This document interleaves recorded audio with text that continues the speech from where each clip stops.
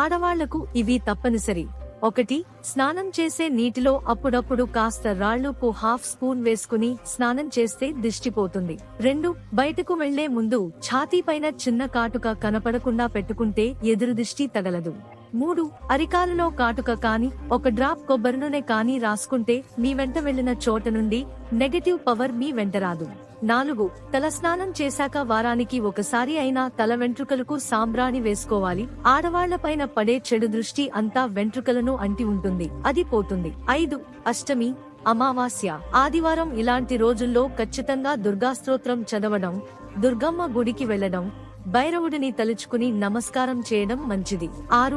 ఉదయం లేవగానే 21 సారలు గంగణపతయే నమః అని తలుచుకుని పడక దిగాలి. నిత్యం రాత్రి వేళ హనుమాన్ చాలీసా కానీ లేదా 11 సారలు ఓం నమః శివాయ అని కానీ తలుచుకుని నిద్రపోతే మంచిది. 7. మీ జన్మ నక్షత్రం రోజు మీ ఇంటి దేవుడు ఎవరో ఆ గుడికి వెళ్లి అర్చన చేసుకోవాలి. ఉదా వెంకటేశ్వర స్వామి అయితే మీ జన్మ నక్షత్రం రోజు ఖచ్చితంగా దగ్గరలో ఉన్న గుడికి వెళ్లి అర్చన చేసి రావాలి. 8. తలకు నూనె పెట్టుకోవడం లేదు.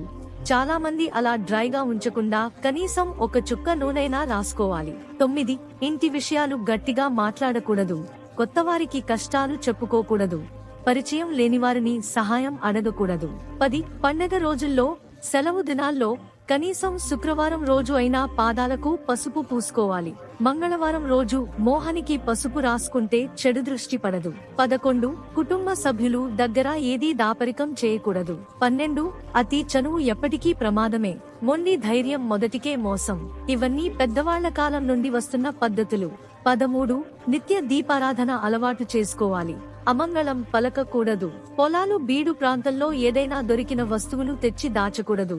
కొన్ని మంత్రించినవి ఉంటాయి. 14. గురోజనం వశీకరణకు వాడుతారు. మీకు తెలియని కొత్తవారి నుండి మాంత్రికులు, తాంత్రికుల నుండి చేతికి ఏదీ నేరుగా తీసుకోకూడదు. 15. చీకటి పడ్డాక ఒంటరిగా బయటకు వెళ్లాలంటే తోడు లేకుండా వెళ్లకూడదు. నిర్మానుష్యంగా ఉన్న ప్రాంతంలో ఒంటరిగా పగలు కూడా తిరగకూడదు. ముఖ్యంగా వెంట్రుకలు విరబోసుకుని తిరగకూడదు. 16. ఓం ధూం దుర్గాయే నమః అని నిరంతరం జపించుకుంటూ ఉండండి. మనసులో నిరంతర రామ నామ జపం, కృష్ణ మంత్రం మీ ఎలవేలుపు. ఇష్టదైవం ఎవరైతే వారి నామాన్ని మనసులో మననం చేసుకుంటూ ఉంటే మంచిది, మీకు రక్షణ కలుగుతుంది. ఈ వీడియో మీకు నచ్చినట్లయితే లైక్ చేయండి, షేర్ చేయండి, మా ఛానల్ని సబ్స్క్రైబ్ చేయండి.